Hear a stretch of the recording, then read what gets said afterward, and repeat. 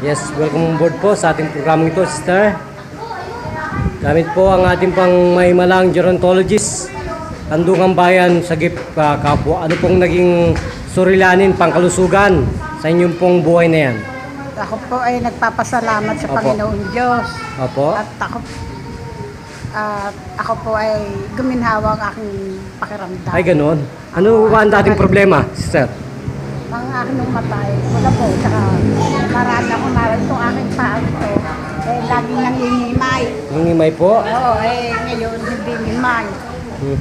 Gumaling ako ngayon sa magitan ni Brother Juno Gaire. Brother Jesus Gaire. Gaire. Bakit nakakabasa po yata ang mata mo? Maraming pong salamat. Luminaw nga po. Ay, luminaw pa. Ganun.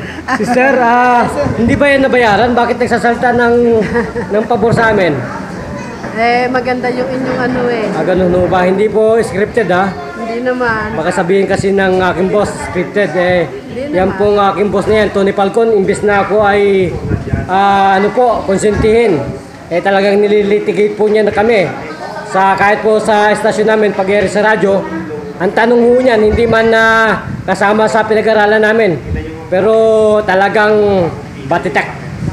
Ang tawag doon, balitaktakan ang amin pong ginagawang pakikipagkapanayam sa amin pong radio station, CBS-DWAD 1088 kHz. So ano pong masabi niyo, sister?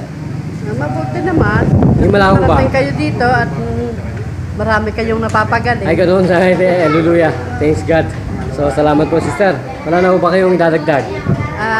Ganun na lang. Ganun po. Sister, back to you. So, nasaan mo po yung laway ninyo na parang thyroid na yun? Lumalaki yata yan. Maginhawa ngayon ng aking... Bakit sabi po ninyo kanina parang saka may laway na... malagkit ang laway ko. Ngayon, hindi. Ano po ilalagay ninyo para gumaling yan? Yun yung langis na ibinigay niyo sa amin. Saka ano po? Yellow. Yellow. Ayun. So, gano'n po kaliwanag yung mga mata na yan? At tenga. Yung tenga po ninyo? Maganda. Magamit din. Maganda pakiramdam ko. Ay, gano'n. Nakakaloka. So, kung gano'n po, magpakilala po sa Sambayanang Pilipinas at sa buong mundo, gamit po ang tunay na pangalan. Sige po. Priscilla Villanueva po. Priscilla Villanueva. Ilan taong gulang na po yan? 67. 67.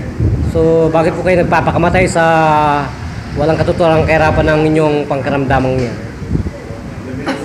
Kasi mahirap ang buhay namin. Wala pong pampagamot. Wala pong.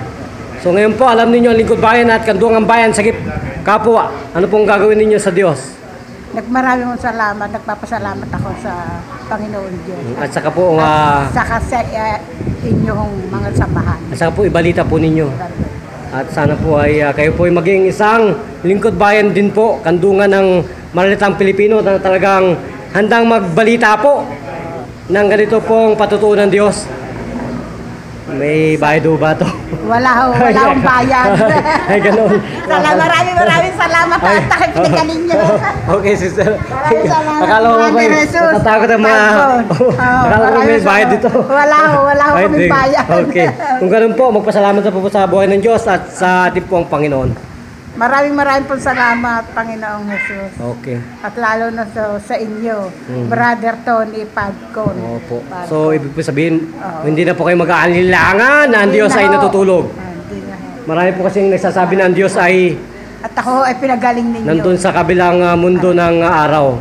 Pag sumasapit ang gabi, nandun siya sa araw. Maraming salamat. Ang Diyos po ay walang oras, walang place.